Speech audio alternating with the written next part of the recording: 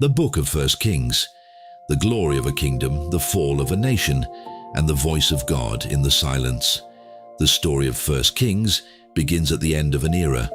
The great King David is old, the warrior who defeated Goliath, the shepherd who became king, the man after God's own heart.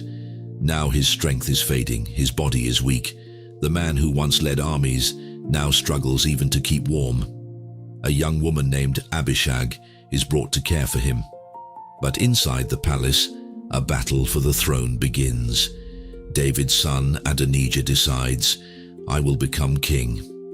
Without waiting for God's timing or his father's decision, Adonijah gathers supporters and prepares a celebration.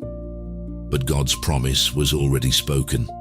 Solomon, David's son through Bathsheba, would become king. The prophet Nathan and Bathsheba remind David. David acts quickly. He commands Solomon to be anointed king. The people celebrate, "Long live King Solomon."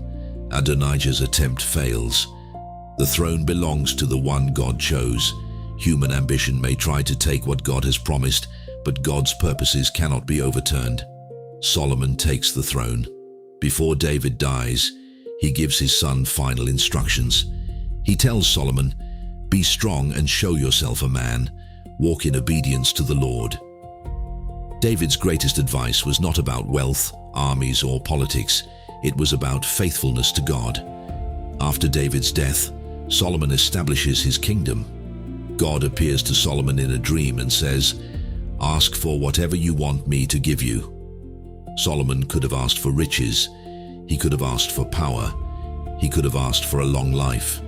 But he asks for a discerning heart to govern your people and distinguish between right and wrong. God is pleased.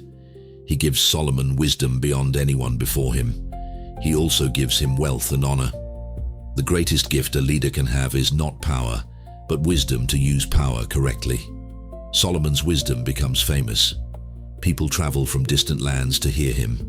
The Bible describes Solomon as speaking about many subjects: plants, animals, life, justice, leadership. His kingdom experiences peace. But the greatest project of his reign is still ahead.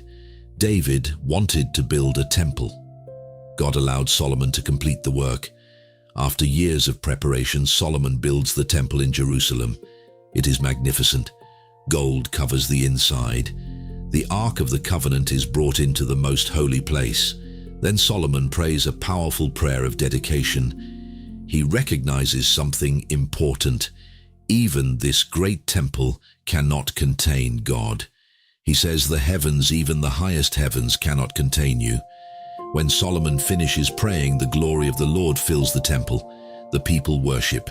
The nation reaches its greatest moment. Israel is united. The king is wise. The temple stands. Peace surrounds them. It seems like everything is perfect, but beneath the surface a danger is growing. God appears to Solomon again. He reminds him, "If you walk before me faithfully, your throne will continue." But God also warns, "If you turn away and follow other gods, Israel will be cut off." The warning is clear. Blessing must be guarded by obedience. The tragedy of Solomon's story is that the wisest man became foolish in his own heart. Solomon had everything: wisdom, wealth, fame, power. But he loved many foreign women who turned his heart toward other gods. Slowly, Solomon's devotion changed.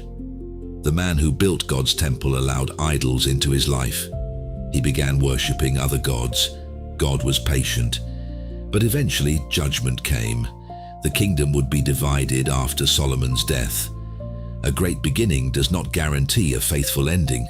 The condition of the heart matters more than the achievements of the hands. After Solomon dies, his son Rehoboam becomes king. The people ask him to reduce the heavy burdens Solomon placed on them. Older advisors tell him to listen, but younger advisors tell him to be harsh. Rehoboam chooses pride instead of wisdom. The result? The nation splits. The northern tribes become the kingdom of Israel. The southern tribes become the kingdom of Judah. A united nation becomes divided. Pride can destroy what years of wisdom have built. Jeroboam becomes king of northern Israel. But he fears that if people continue going to Jerusalem to worship, their loyalty will return to Judah. So he creates false worship centers. He makes golden calves. He tells the people, "These are your gods." Israel falls into idolatry. A leader who was given authority uses it to lead people away from God. Leadership is a responsibility before God.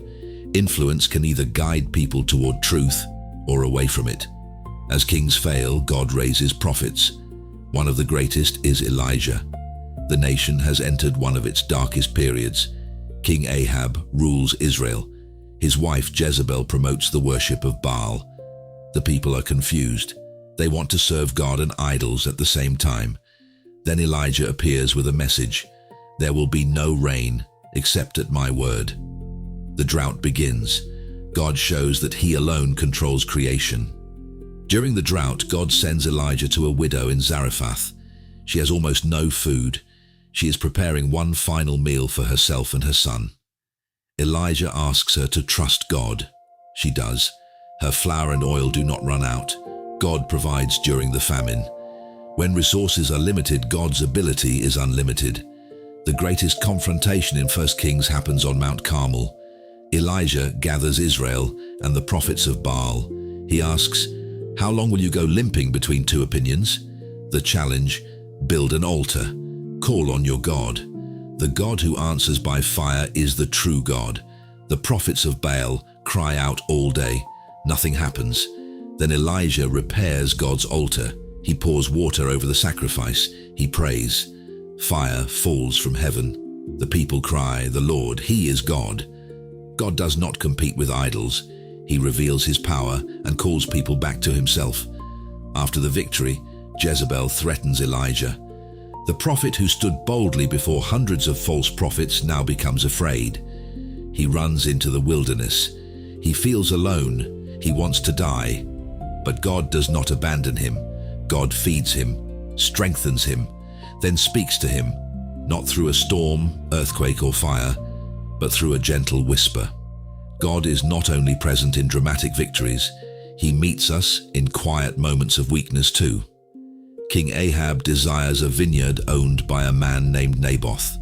Naboth refuses to sell because it is his family inheritance. Jezebel arranges Naboth's false accusation and death. Ahab takes the vineyard. But God sees. Elijah confronts Ahab. "You have sold yourself to do evil." This story reveals the danger of power without righteousness. God cares about justice.